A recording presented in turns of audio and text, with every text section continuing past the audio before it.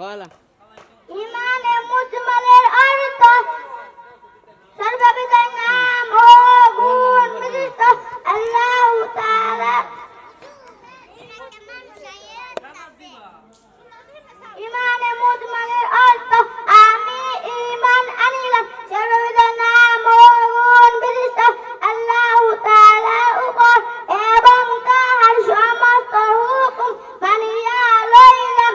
ইমানে মুফাসসাল আমানতু বিল্লাহি ওয়া মালাইকাতিহি ওয়া কুতুবিহি ওয়া রুসুলিহি ওয়াল ইয়াউমিল আখিরি ওয়াল কদরি খাইরিহি ওয়া শাররিহি মিনাল্লাহি তাআলা ওয়াল বা'সি বা'দাল মাউত। ইমানে মুফাসসালের অর্থ প্রথমে আমি ঈমান আনিলাম আল্লাহ তাআলার উপর, দ্বিতীয়তে ঈমান আনিলাম তাহার ফেরেশতাগণের উপর, তৃতীয়তে ঈমান আনিলাম তাহার কিতাবসমূহের উপর, চতুর্থতে ঈমান আনিলাম তাহার রাসূলগণের উপর, পঞ্চমে ঈমান আনিলাম কিয়ামত দিবসের উপর, ষষ্ঠমে ঈমান আনিলাম ভালো মন্দ তাকদীরের উপর, সপ্তমে ঈমান আনিলাম কিয়ামত দিবসের উপর, সপ্তমে ঈমান আনিলাম পুনরায় জীবিত হওয়ার উপর। কালিমায়ে তামজিদ সুবহানাল্লাহি ওয়ালহামদুলিল্লাহি ওয়া লা ইলাহা ইল্লাল্লাহু ওয়াল্লাহু আকবার ওয়া লা হাওলা ওয়া লা কুওয়াতা ইল্লা বিল্লাহ। কালিমায়ে তামজিদের অর্থ আল্লাহ তাআলা ব্যতীত আর কোনো কালিমায়ে তাওহীদ লা ইলাহা ইল্লাল্লাহু ওয়াহদাহু লা শারীকা লাহু লাহুল মুলকু ওয়া লাহুল হামদু ইহয়ী ওয়া ইউমীতু ওয়া হুয়া আলা কুল্লি শাইইন কাদির। এক নম্বর হাদিস শরীফ ক্বালান নাবিয়্যু সাল্লাল্লাহু আলাইহি ওয়াসাল্লাম আকলিস দীনাকা ইয়াকফিকাল আমালুল কলিল।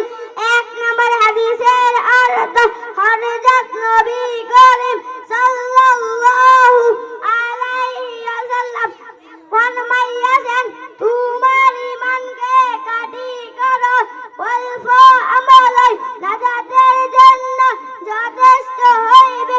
দুই নম্বর হাদিস শরীফ গায়রুকুম মান তাআল্লামাল কুরআনা ওয়া আল্লামা।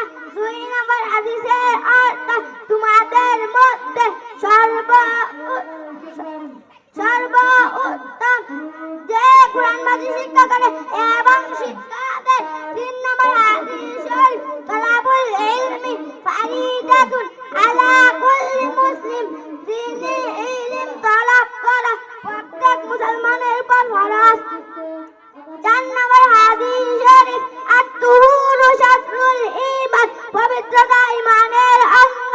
পাঁচ নম্বর হাদিস শরীফ ইফতাহুল জান্নাতিস সালাহ, নামাজ বেহেশতের চাবি। ছয় নম্বর হাদিস শরীফ আউয়ালু মা ইউহাসাবু বিহিল আবদু ইয়াউমাল কিয়ামাতিস সালাহ, কিয়ামতের দিন সর্বপ্রথম নামাজের হিসাব হইবে। সাত নম্বর হাদিস শরীফ ফাদলুল আলিমি আলাল আবিদি কাফাদলি আলা আদনাকুম। সাত নম্বর হাদিসের অর্থ তোমাদের মধ্যে সর্বাপেক্ষা ছোট ব্যক্তি হইতে আমার মর্তবা যত বড়, বেইলম আবেদের চেয়ে একজন কাটি আলেমের মর্তবা যত বড়। আট নম্বর হাদিস শরীফ আদ-দুআউ ওয়াল ইবাদা। আট নম্বর হাদিসের অর্থ দুআই ইবাদত